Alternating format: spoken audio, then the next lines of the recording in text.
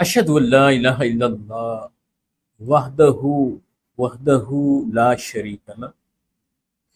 واشہد ان محمدا عبدہ ورسولہ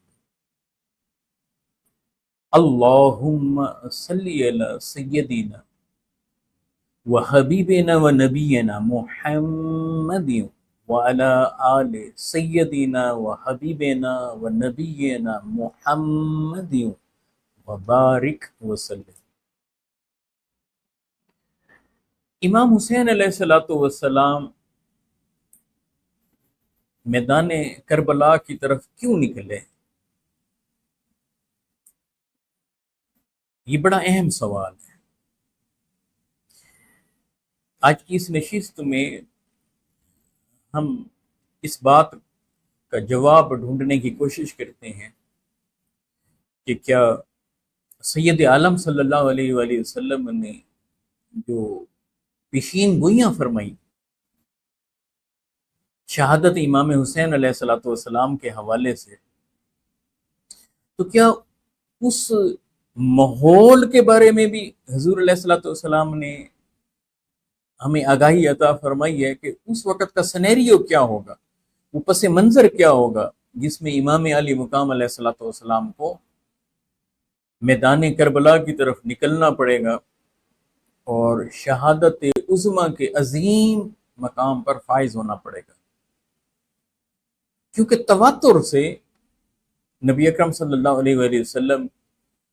کی یہ پیشین گوئی موجود ہے کہ امام علی مقام علیہ السلام نے شہید ہونا ہے۔ حضور اکرم صلی اللہ علیہ وآلہ وسلم نے خواب کا تذکرہ فرمایا ہے،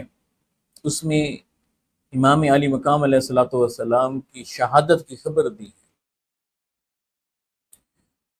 جب ہم احادیث طیبہ کا ایک وسیع تناظر میں مطالعہ کرتے ہیں تو یہ بات سمجھ میں آتی ہے کہ مخبر صادق صلی اللہ علیہ وآلہ وسلم نے اس دور کے بارے میں، اس ٹینیور کے بارے میں وہ سارا سینیریو بھی بیان فرما دیا ہے کہ جسے امام حسین علیہ السلام نے فیس کرنا۔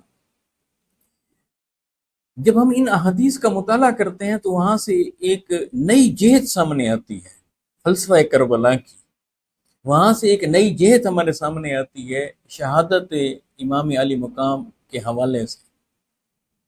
ذہنوں میں یہ سوال پیدا ہوتا ہے کہ امام علی مقام علیہ السلام مکہ میں بیٹھے رہتے ہیں تو ان کے لیے بڑی آسانی ہوتی۔ ذہنوں میں یہ سوال بھی آتا ہے کہ امام علی مقام علیہ السلام مدینہ طیبہ میں ہی رہتے۔ یہ بھی سوال ذہنوں میں آتا ہے کہ وہ تو جنتی جوانوں کے سردار تھے، انہیں تو معلوم تھا کہ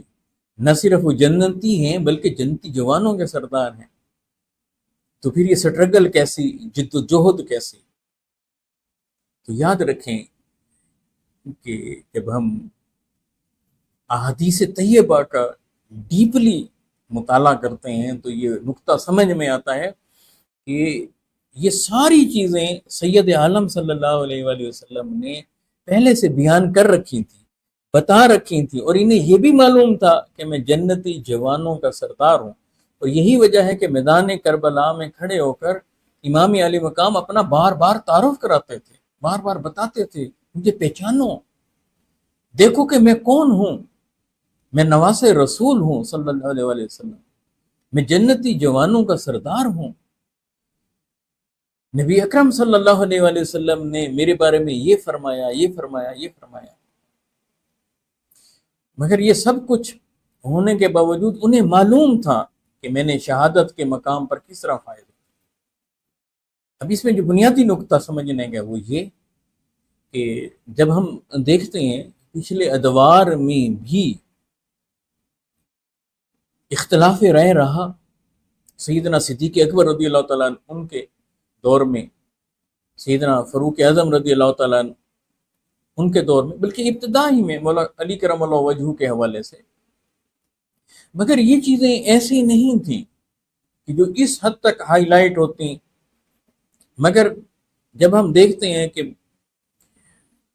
حضرت سیدنا صدیق اکبر رضی اللہ تعالیٰ عنہ کا ٹینیور گزرتا ہے، سیدنا فاروق اعظم رضی اللہ تعالیٰ عنہ کا ٹینیور گزرتا ہے، جناب عثمان غنی رضی اللہ تعالیٰ عنہ کا ٹینیور گزرتا ہے، پھر اس کے بعد مولا کائنات مولا علی کرم اللہ وجہ کا ٹینیور گزرتا ہے، پھر امام حسن علیہ الصلوۃ والسلام کا ٹینیور گزرتا ہے، یہاں تک خلافت راشدہ ہے، مگر امام حسن علیہ الصلوۃ والسلام نے صلح کر لی حضرت امیر معاویہ رضی اللہ تعالیٰ عنہ سے، لیکن اس کے بعد ایسا کیا ہوا کہ جس کے لیے امام حسین علیہ الصلوۃ والسلام جیسی عظیم شخصیت کو قیام کرنا پڑا، تو اگر اس کا مطالعہ ہم احادیث طیبہ کی روشنی میں کریں، حضور علیہ الصلوۃ والسلام کی پیشین گوئیوں کی روشنی میں کریں، تو یہ دلچسپ نقطہ سامنے آتا ہے کہ اس وقت ماحول ایسا ہو گیا تھا، اسلام پر ایسی کاری ضرب لگائی جا رہی تھی، حضرت امیر معاویہ رضی اللہ تعالیٰ نے یزید کو جب نامزد کر دیا تھا اقتدار کے لیے، تو اس کے بعد جو ٹرننگ پوائنٹ آتا ہے، یزید کی جو پرسنالٹی سامنے آتی ہے، اس کا جو کریکٹر سامنے آتا ہے، وہ اتنا خطرناک ہے، اتنا خطرناک ہے کہ امام حسین علیہ الصلوۃ والسلام جیسی شخصیت کی موجودگی میں اگر وہ چیزیں جاری رہتی تو دنیا یہ سمجھتی کہ شاید یہ بھی اسلام ہی ہے۔ تو اسلام کے اجلے چہرے کو دنیا تک پہنچانے کے لیے، قرآن اور سنت کے حقیقی پیغام کو دنیا تک پہنچانے کے لیے امام علی مقام علیہ الصلوۃ والسلام کا قیام کرنا ضروری ہو گیا تھا۔ اب یہاں دلچسپ نقطہ یہ ہے کہ رسول اللہ صلی اللہ علیہ وآلہ وسلم نے 60 ہجری کے حوالے سے بہت ساری پیشین گوئیاں کی۔ سیدنا ابی ہریرہ رضی اللہ تعالیٰ عنہ کے حوالے سے ہمیں یہ پتہ چلتا ہے کہ وہ فرماتے ہیں کہ اگر میں تمہیں یہ بتا دوں کہ 60 ہجری کے بارے میں سید عالم صلی اللہ علیہ وآلہ وسلم نے کیا کیا فرمایا ہے، اور نام بنام بتا دوں، تو یوں اشارہ کرتے تھے ایسے اپنی گردن کی طرف، ایسے یہ گویا میری گردن کو کاٹ دیا جائے گا۔ اس سے یہ نقطہ بھی سمجھ میں آتا ہے کہ اس وقت جبر کا ماحول تھا، اور یہ روش آج بھی موجود ہے کہ جابر کا اپنا ایک خاص انداز ہوتا ہے۔ اس سے یہ نقطہ بھی سامنے آتا ہے، اس وقت اختلاف رائے کو برداشت نہیں کیا جاتا، یہ چیزیں آج بھی ہمارے یہاں موجود ہیں۔ اس سے یہ چیز بھی پتہ چلتی ہے کہ وہاں ڈکٹیٹرشپ شروع ہو چکی تھی، مطلق العنانی شروع ہو چکی تھی، فرد واحد وہ اپنے آپ کو سب کچھ سمجھ رہا تھا، اور ظلم بالائے ظلم، ستم بالائے ستم۔ پھر یزید کا کریکٹر ایسا تھا، شراب وہ پیتا تھا، پھر انفرادی گناہ کے طور پر نہیں بلکہ اپنے گروپ کے ساتھ بیٹھ کر، اس کے سارے اوباش اس کے دوست تھے، اور ان کے ساتھ کھلے عام بیٹھ کر اسلامی شاعر کا مذاق اڑاتا تھا، زنا جیسی چیزوں کو اس نے کھلے عام جاری کر رکھا تھا۔ تو اس میں کوئی ایسی خوبی ہی نہیں تھی اس کا۔ جب مجموعی طور پر آپ کریکٹر دیکھیں، اسے جانوروں کے شکار کا شوق، کتوں کو لڑانے کا شوق، اس طرح کی چیزیں بالکل ہائی لائٹ ہوتی ہیں، اور ایسا شخص جب اتنے اہم منصب پر فائز ہو جائے اور سامنے صحابہ کرام بھی موجود ہوں، تابعین کی ایک بہت بڑی اکثریت موجود ہو، اور امام حسین علیہ الصلوۃ والسلام جیسی پرسنالٹی موجود ہو، تو وہاں امام حسین علیہ الصلوۃ والسلام خاموش کیسے رہ سکتے تھے؟ حضرت ابو ہریرہ رضی اللہ تعالیٰ فرماتے ہیں آقا علیہ الصلوۃ والسلام کے حوالے سے کہ حضور علیہ الصلوۃ والسلام 60 ہجری کے حوالے سے اللہ سبحانہ و تعالیٰ سے پناہ مانگتے تھے کہ اس دور میں جو فتنے ہیں، فساد ہیں، جن سے امت کو اور اسلام کو نقصان پہنچنا ہے، اور چھوکروں کی حکمرانی سے، اوباش لڑکوں کی حکمرانی سے اللہ کے رسول صلی اللہ علیہ وسلم پناہ مانگتے تھے۔ اور خود سیدنا ابی ہریرہ رضی اللہ تعالیٰ عنہ چونکہ وہ جانتے تھے، ان تک وہ احادیث پہنچی ہوئی تھیں، آقا علیہ الصلوۃ والسلام کے ان فرامین سے آگاہ تھے، تو جب وہ باہر نکلتے، خاص طور پر بازاروں میں نکلتے تھے، تو سیدنا ابی ہریرہ رضی اللہ تعالیٰ عنہ بآواز بلند یہ دعا مانگا کرتے تھے، اللہم لا تدرکنی سنۃ ستین ولا امارۃ صبیان، اے اللہ مجھے 60 ہجری کے شر سے پناہ عطا فرما، میں اس وقت تک وہ موجود ہی نہ ہوں، یعنی 60 ہجری سے پہلے میری موت ہو جائے،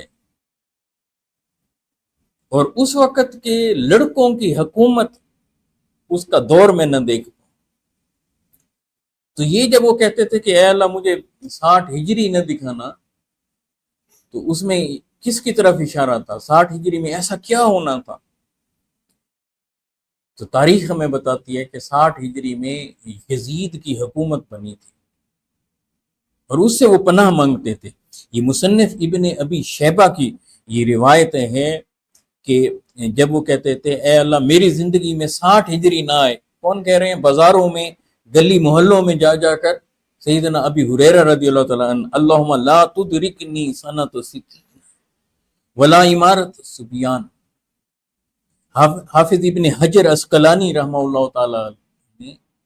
فتح الباری شرح صحیح البخاری،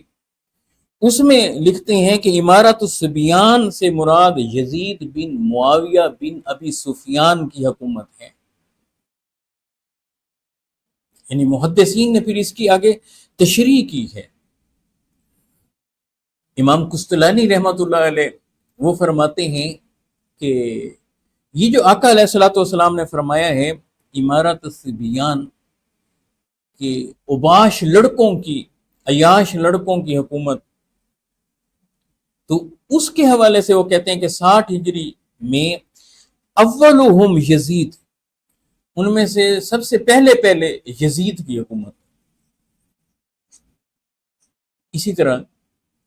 سیدنا ابی ہریرہ رضی اللہ تعالیٰ عنہ فرماتے ہیں یقول سمیعت رسول اللہ صلی اللہ علیہ وآلہ وسلم یقول تعوذ باللہ من راس الستین و امارت الصبیان، وہ کہتے ہیں کہ میں نے اپنے کانوں سے رسول اللہ صلی اللہ علیہ وآلہ وسلم کو یہ فرماتے ہوئے سنا کہ آقا علیہ الصلوۃ والسلام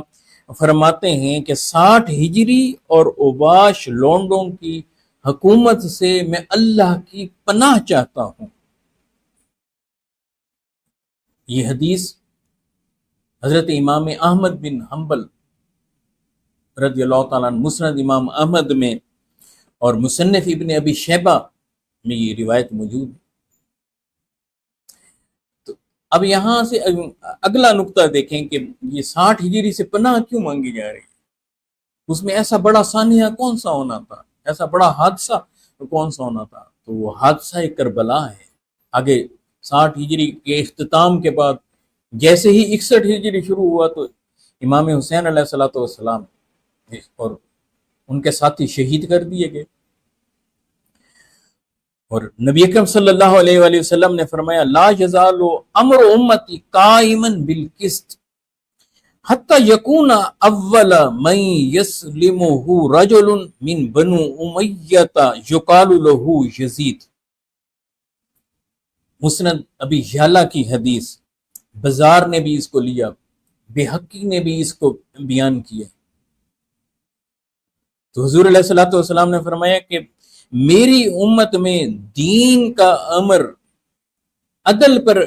قائم ہوگا، یہاں تک کہ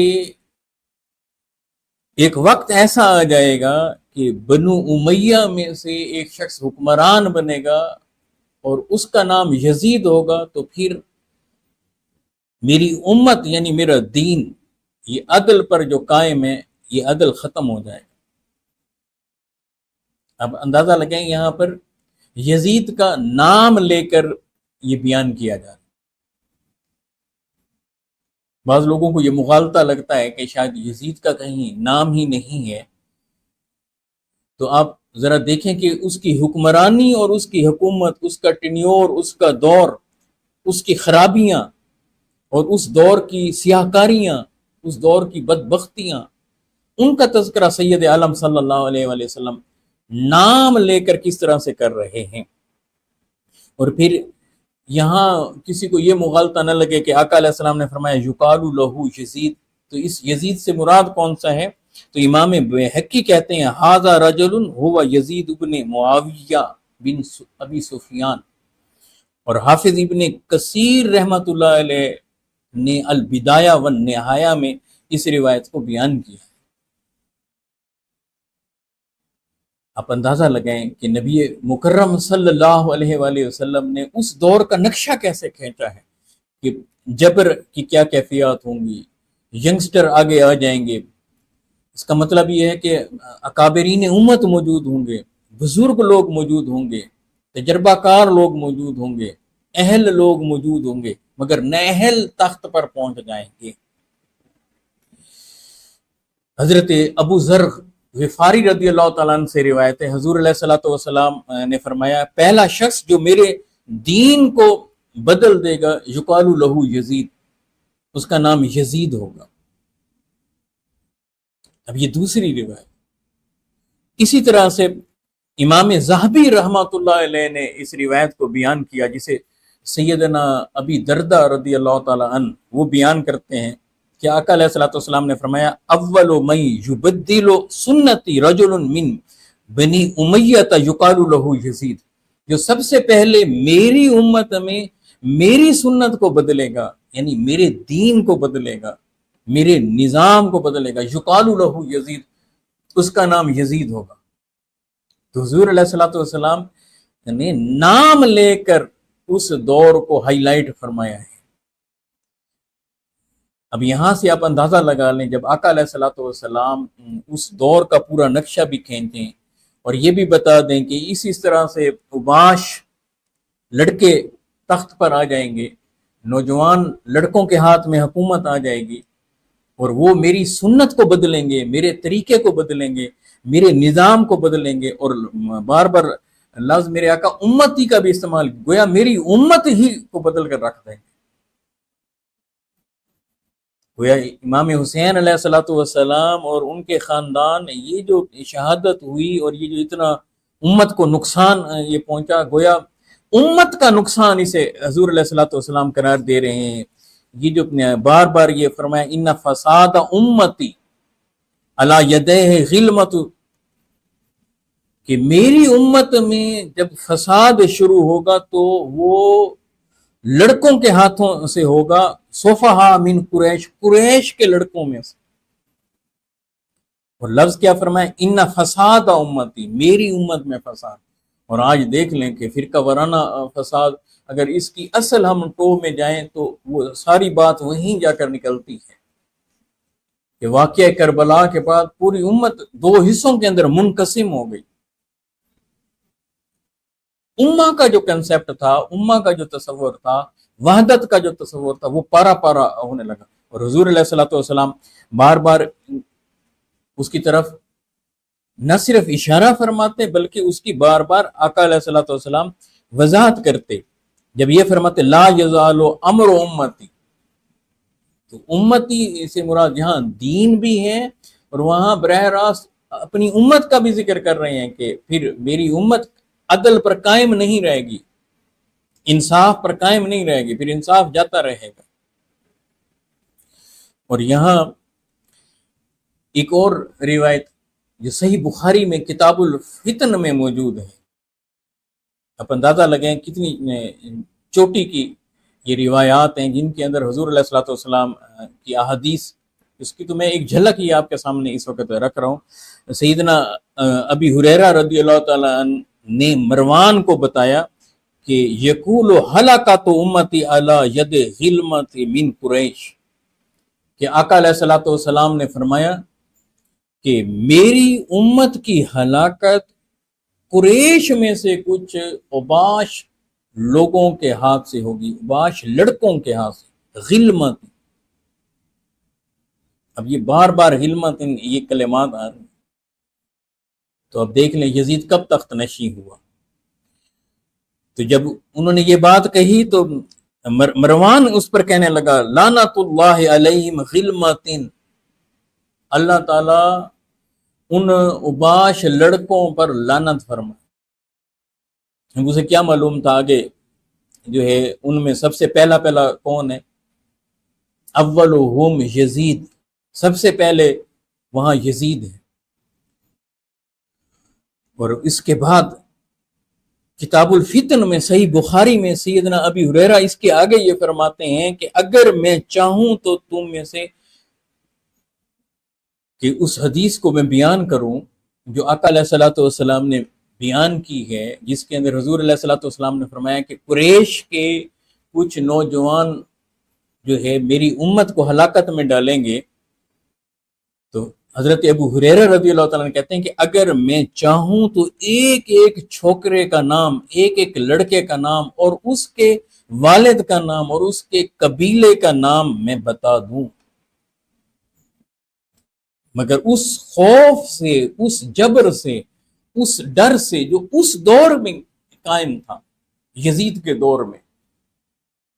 جو بھی ان کے مخالفین تھے ان کو تحقیق کر دیا جاتا تھا۔ اور پھر سب سے بڑا خطرہ وہ اہل بیت اطہار سے سمجھتے ہیں۔ اسی طرح سے عبداللہ بن عمر رضی اللہ تعالیٰ عنہ، عبداللہ بن زبیر رضی اللہ تعالیٰ عنہ، وہ ان کو سب سے بڑا خطرہ سمجھتا تھا اپنے لیے، اور امام حسین علیہ السلام کو تو سب سے بڑا خطرہ وہ سمجھتا۔ اب اس پس منظر کو ذہن میں رکھتے ہوئے، اتنی پیشین گوئیوں کو آقا علیہ السلام کی ذہن میں رکھتے ہوئے، کربلا کو ایک نئے رخ سے سمجھیں، ایک نئی جہت سے سمجھیں، اور وہ جہت یہ ہے کہ زبان مصطفیٰ صلی اللہ علیہ وآلہ وسلم نے کیا پیشین گوئی کی، حضور علیہ السلام نے کون کون سی پیشین گوئیاں کی ہیں۔ جب ہم یہ دیکھتے ہیں تو اس کا مطلب یہ ہے کہ رسول اللہ کی وہ پیشین گوئیاں سچی ثابت ہوں گی، آقا علیہ السلام کی سچائی ان سے عیاں ہوگی، آقا کی صداقت عیاں ہوگی کہ وہ جب وقت آئے گا تو ہو بہو وہی باتیں پوری ہوئیں گی۔ اور تاریخ ہمیں بتاتی ہے کہ وہی ہوا جن کے بارے میں سید عالم صلی اللہ علیہ وآلہ وسلم نے، مخبر صادق صلی اللہ علیہ وآلہ وسلم نے پہلے ہی سے خبر دے رکھی۔ اس کا مطلب یہ بھی ہوا کہ اگر سیدنا ابی ہریرہ رضی اللہ تعالیٰ عنہ اور دیگر صحابہ اگر ان روایات کو بیان کر رہے ہیں تو امام حسین علیہ السلام بھی ان روایات سے آگاہ تھے، انہیں معلوم تھا کہ اس طرح سے ہونا ہے، لہٰذا وہ کیسے اسے قبول کر لیتے، کیسے یزید کے ہاتھ پر بیعت کر لیتے۔ لہٰذا ان کا قیام